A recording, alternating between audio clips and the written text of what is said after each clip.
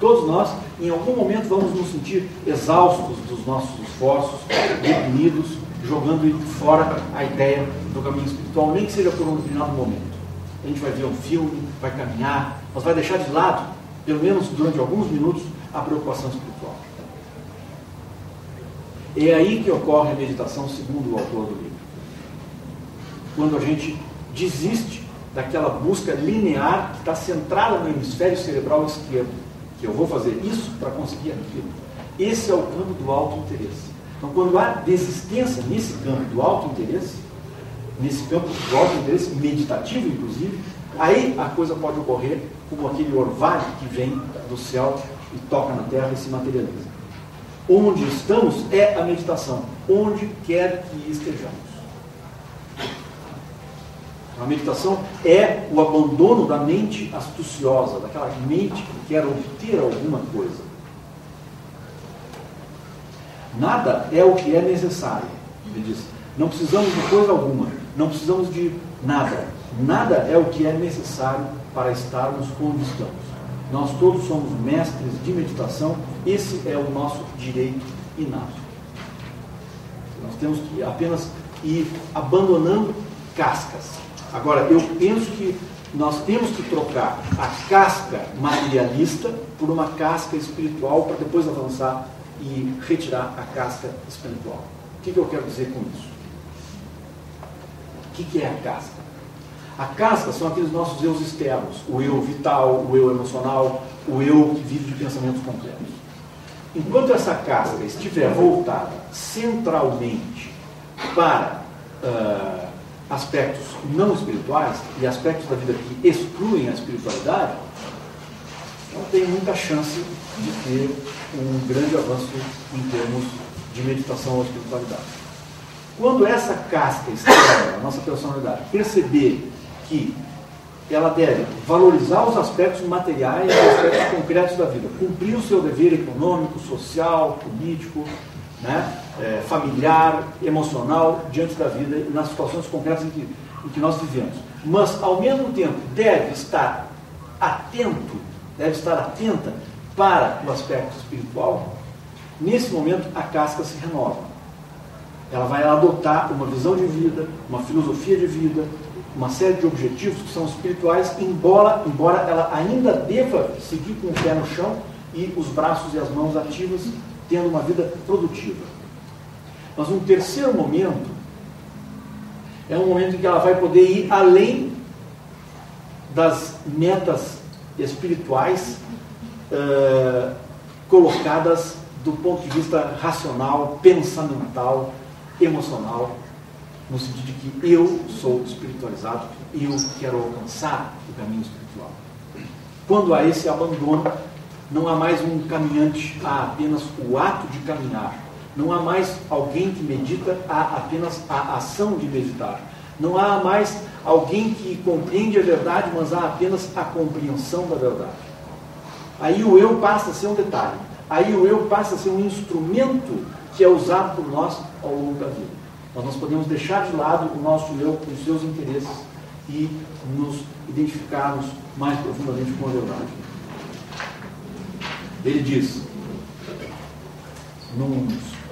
depois de um subtítulo que diz o fim do buscador espiritual, ele diz que o problema, o obstáculo do caminho espiritual é o caminhante, que o obstáculo da busca espiritual é o fato de buscar, de haver alguém que busca.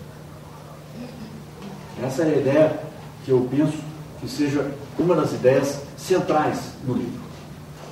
Isso significa que na primeira fase da nossa vida, nós recebemos uma grande quantidade de condicionamentos de fora para dentro. Esses condicionamentos, para quem estuda a hipótese da reencarnação, esses condicionamentos que nós sofremos na infância não são fruto do acaso, e nem são responsabilidade de pais, tios, avós e etc. Ou do momento histórico que a gente nasceu. Esses condicionamentos, eles são uma expressão de condições kármicas construídas por nós próprios em existências anteriores, se for verdadeira a hipótese da reencarnação. O fato é que, seja como for, na primeira fase da nossa vida, e cada um de nós vai dizer qual é a primeira fase da nossa vida. A primeira fase da nossa vida pode ser 15 anos, pode ser 20, pode ser 30, 40, 50. Mas na primeira fase da nossa vida, nós temos, digamos assim, uma predominância de condicionamentos de fora para dentro. De condicionamentos dos quais a gente é vítima, ou a gente recebe condicionamentos.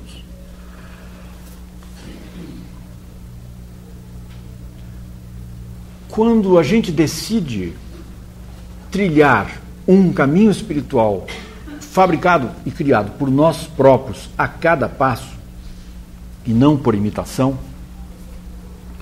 a gente passa a criar um tipo diferente de condicionamento. Eu não diria que seja correto dentro do nosso sistema solar, e nem sequer os Raja Yogis conhecem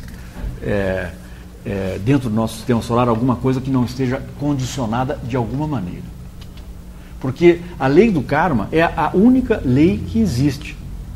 Ela pode responder por outros nomes, como lei do amor, lei da unidade, lei da verdade, lei da compensação, lei da harmonia, lei da harmonização dinâmica eterna, e etc, etc.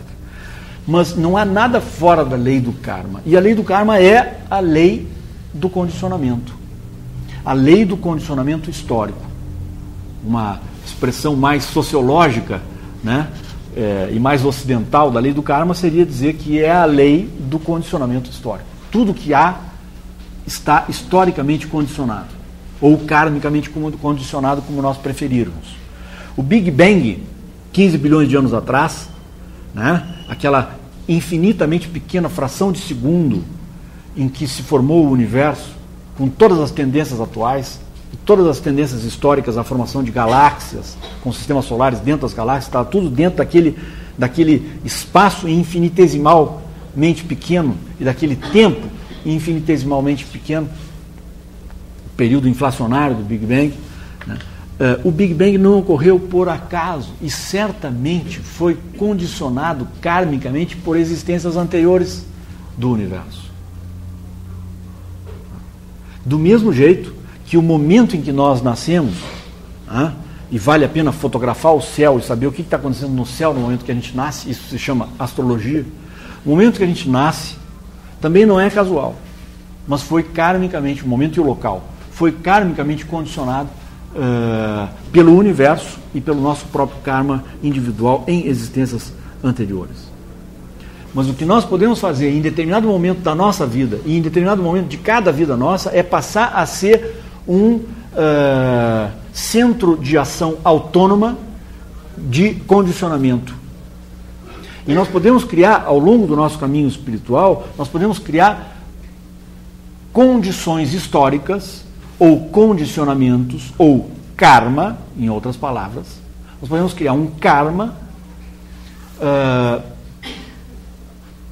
que é compatível com o vazio, que é compatível com o nada, que é compatível com a plenitude. Porque o nada e o vazio são, como eu digo frequentemente, apenas um portal que dá lugar à plenitude. Então não se trata, pelo menos até onde eu consigo compreender o caminho espiritual, de nós deixarmos de lado os condicionamentos e cairmos num espaço vazio livre de condicionamento. Tudo que existe durante o atual Manvantara, tudo que existe durante o atual período de manifestação do universo está kármica, isto é, está historicamente determinado e nas suas grandes linhas, coisa que não nega as possibilidades criativas a cada momento. Então, não se trata de cair num vazio incondicionado, mas se trata de criar novas condições históricas, criar novas condições kármicas que sejam compatíveis com a expansão da consciência e que sejam compatíveis com o despertar de um tipo de consciência em nós que vai além de todos os condicionamentos que nós conhecemos, embora ainda esteja condicionado num plano superior. Mesmo a consciência de um Raja Yogi que conhece o Nirvana é historicamente, isto é karmicamente determinada. Porque dentro de 1 ou 2 milhões de anos ele vai ter que galgar um outro degrau da sua própria evolução, ele está em evolução, né? Se nós pensarmos